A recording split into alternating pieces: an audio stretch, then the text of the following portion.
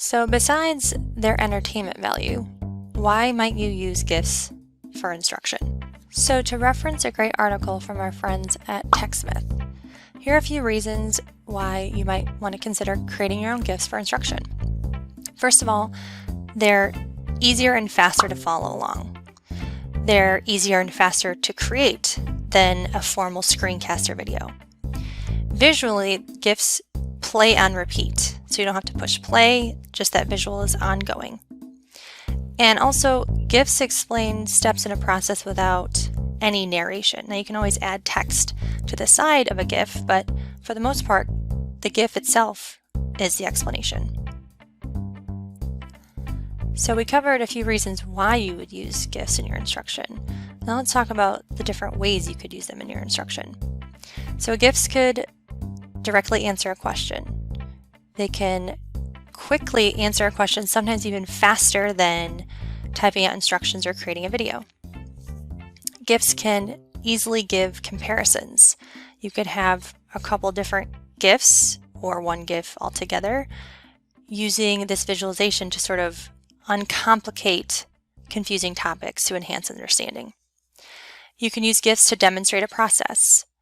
They can really showcase step by step and simplify directions without words.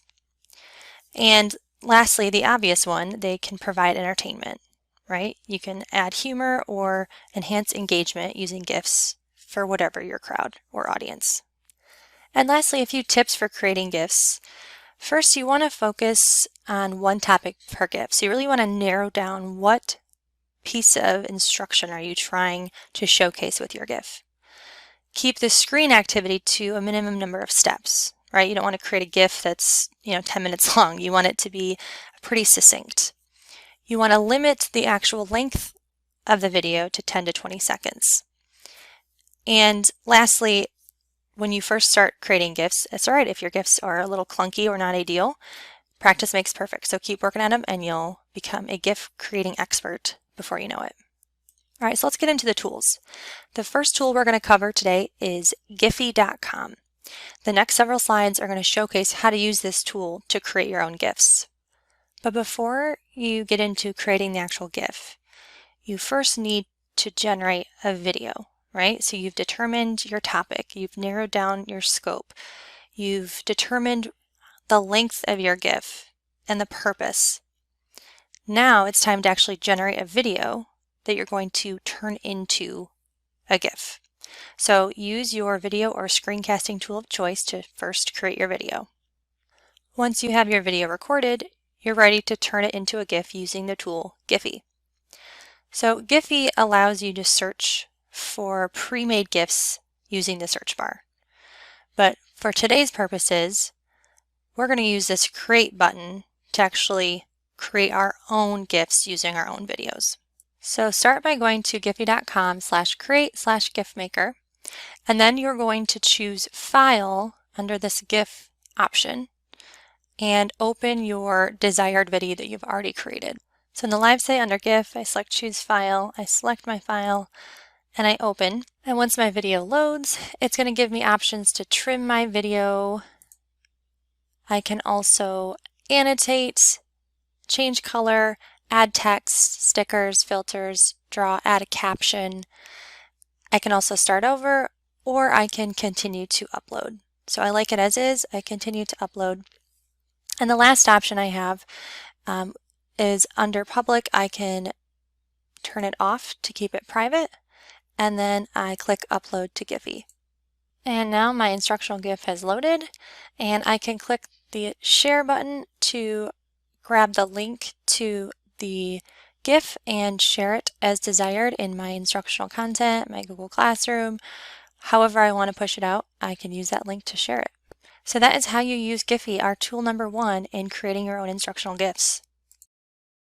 As Allison said, this is Christy Lobdell, and I'm going to take it from here.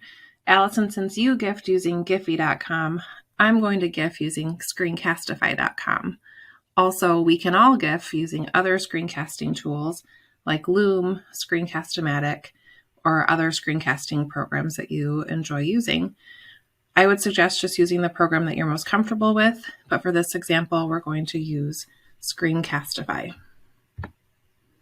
In order to get Screencastify added to your Chrome browser, go to screencastify.com, or you can also visit the Chrome Web Store and search for Screencastify and add it to your Chrome Omnibar that way. Once you have the Screencastify Chrome extension added, you will find it up here where you find all of your other Chrome extensions, and it looks like a little coral colored arrow with a video camera inside of it. In order to make a screencast, you'll just click on that Chrome extension and you'll be able to choose whether or not you want to record your desktop, just a certain tab, just you on the webcam. Select record and wait for the countdown to begin your screencast. Screencastify is now recording. I can point and circle. I can click and drag. I can open up new menus and complete my how-to video. When I'm done recording, I'll go up and select the Screencastify extension and press stop. Once you have recorded your GIF, it's going to take you to a page that looks like this. You can open it into an editing mode, but since we're just doing a brief GIF, really all you want to do is head over here to where you're going to choose how to share your video. It shows you other apps for sharing, but we are going to scroll all the way down, and under the Export Video tab, we're just going to select Export GIF. It's going to give you some pixel options. We're just going to go with the default, and then it's going to take a minute here to export your GIF. Once it exports your GIF, it'll give you the option to download your GIF. You then have a GIF that keeps on GIFing. You'll have a file that you can use anywhere. You can embed it into your Google slide, onto your website, onto your Canvas slide, in an email, present it during class instruction, and it will be on a loop repeating that brief GIF that you created. As a quick reminder, when you are in Screencastify, remember to select the Export Video dropdown, select Export GIF, and then the Export button, and then download the GIF. You then have your GIF file that you can insert into your instructional material. There are other GIF creators. Feel free to explore easygif.com, gifmaker.me, or just gifs.com. They all serve the same function, they all just work a little bit differently, but choose the one that works best for you. So we have covered a lot when we've covered how to create your own instructional GIFs using a variety of platforms. And the next step in this process is just to give yourself a little bit of time to tinker, play, and create your own GIF.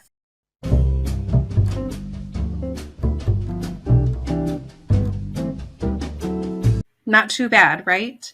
Allison gift, I gift, you gift, now we get to gift together. Consider this extension activity. Teach your students how to make GIFs as another format for them to respond and showcase their learning. On behalf of Andrew, Tom, Allison, and myself, thank you so much for participating in our workshop and share When I GIF, You GIF, We GIF session. Please reach out to your local county contact if you have any questions or need any additional support.